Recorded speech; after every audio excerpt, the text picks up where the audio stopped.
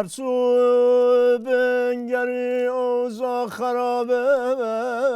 دل نازا نفست دل عظما در آشوب و عذابه نسازش کو کنه کارش به راهه داد بیداماید که ساز و کار عظما روی آبه وای هی داد بیداماد ناکس پیدا کن نفهمیدم سیخ فرو کردی تو چشم و چال عظما که من حالتو بگیرم ولی چی بهت نمیگم که تو خواریش بمونی فکرم نکن که نوبرش آوردی تو نظام هم الان 100 تا از این بدتر بهش میگن فقط به جای عظما یه بار میگن رأس هرم قدرت یه بار میگن حاکمیت خلاصه باشه آی میپیچونن دکتر از یه منظر دیگه وارد میشه حواست باشه یه چیزی نگی که این اون مصاحبه زنده وسطش یه چیزی پخش کنیم 15 ثانیه بعد که برمیگردیم استودیو باشه تو نباشی من بگم مجریمون با بحثای ارزشی نظام انطباق نداشت فرستادیمش رفت آوردن که عقابی مرغی را گفت که باید همه غذای خود را خود تهیه کنم خانه ای هم ندارم و همیشه برای صاحبم شکار می کنم و شکارهایی را که میزند برایش می آورم با صاحبم دوستم و روی دست و دوشش می نشینم اما تو که صاحبت غذایت را میدهد و برایت لانه درست میکند چرا هرگاه سراغت میآید فرار میکنی و نمیگذاری دست او به تو برسد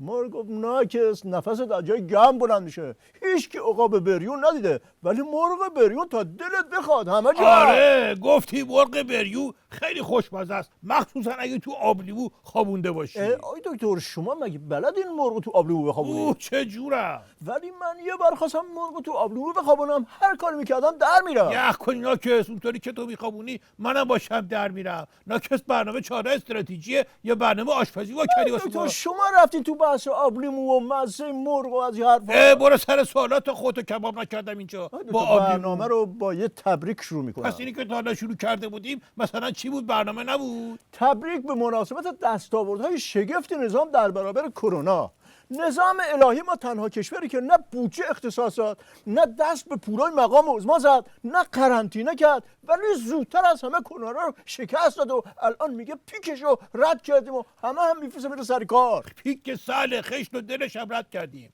ولی بهتره برگردیم به همون بحث آشپزی چون شکست دادن کرونا رو صداش نباید در بیاریم فرداست که این هریچی مشنگ بیا تو تلویزیون تجربهشو تو 3 حرکت بگه تو 3 حرکت چطوره دکتر هیچی کووید 19 رو گرفت یکی بردش بالا شد کووید 20 بعد سرتش کرد شد 20 کووید بعد با شیر انداخت بالا تموم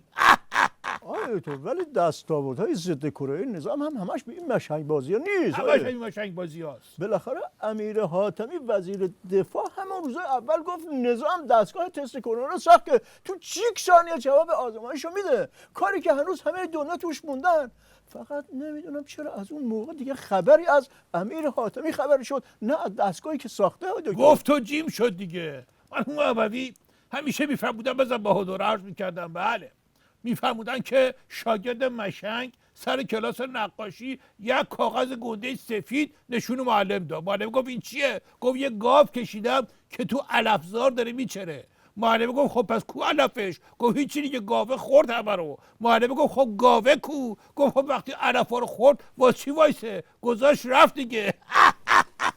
روشن شد یا بفرستم تو مرغزار برای خودت دنبال سرتیپ امیر حاتمی بالاخره اون مشنگه است یا اون گاوه دوتاش با هم گاو مشنگ یه بارم سر هواپیمای رادارگریز همین بلا رو سر نظام آورد همه جای دنیا هواپیما رو بلند میکنن یه مانوری میده بعد میفهمن چی به چیه این وایساده بود بغل هواپیما یه نقطه رو تو آسمون نشون میداد میگفت اون هواپیمایی که داره میپره عین همینه که اینجا ما ساختیم هر چه بهش میگفتم بابا اون که دیده نمیشه میگفت خب رادار نباید ببینتش شما که جای خود داری آی دکتر یادش بخیر یه روزی فقط دشمنای نظام دروغای حاجی روحانی رو میکردن این روزا تو خود نظام هم دارن لاش میدن. بدبختی که این نیست، الان بدبختی بزرگتر اینه که خود حاجی روحانی روز در میون خودش رو تکذیب میکنه. عین دیوونه ها. یه روزی بذارن حاجی روحانی با حاجی روحانی مناظره بکنه، همچین میزنه تو پوز خودش که شکمش رو زمین خط ترمز بندازه. یه روز میگه قرنطینه قرون وسطاییه، یه روز میگه بمونی تو خونه پروتکل بهداشتی رو رعایت بکنی. بعد پول کم میاره، میگه همه برید سر کار بی خیال کرونا. روزی 1.5 میلیارد تومان مترو رو داشته باش، پول بنزین 3 برابر قیمت رو داشته باش. آیا دکتر خب کرونا همه جای دنیا هست، چرا فقط نظام الهی ما رو اینطوری به ولوله و زلزله انداخته؟ ضربه است که همه جای دنیا هست، ولی ضربه خورش با همه دنیا فرق میکنه. خب هیچکی که مثل نظام الهی ما لب پرتگاه با نساده بود که بخوره به طوفان. مرحوم ابوی همیشه میفهمودن بزن بهادر، عرض میکردم بله، میفهمودن یارو تو ترافیک حواسش نبود، آروم زد به ماشین جلویی، اومد پایین ببینه چه خبر شده، دید صورت طرف خونیه، گفت ببخشید والا تصادف ما که اینقدر شدید نبود. طرف گفت آره، ولی گلاب به روتون وقتی زدی به ماشینم دستم تو دماغم بود. خب این ظریف مشنگ رو نمیتونیم بفرستیم یه کمی التماس کنه پول بگیره از بانک جهانی و اینور اونور که از این بدبختی رو در بیاره؟ قربون برم الهی، قضیه بیخدارتر از این حرفاست. پول به درد کسی میخوره که بتونه جای خوب خرجش بکنه. مرحوم ابوی همیشه میفهمودن بزن بهادر، عرض میکردم بله، میفهمودن که مشنگه تو مسابقه اسب دوانی شرکت کرد، با اینکه از دوپینگ استفاده کرد بازم آخر شد. بعدم مسابقه تازه فهمید که مواد نیروزا رو باید میداد اسبه بخوره نه خودش. آره دکتر، این داستان فتوشاپ هم شد یه تیر و دو نشون. یه تقلب کردیم عکس پلیس آمریکا رو با فروشگاه دستمال توالت فتوشاپ کردیم.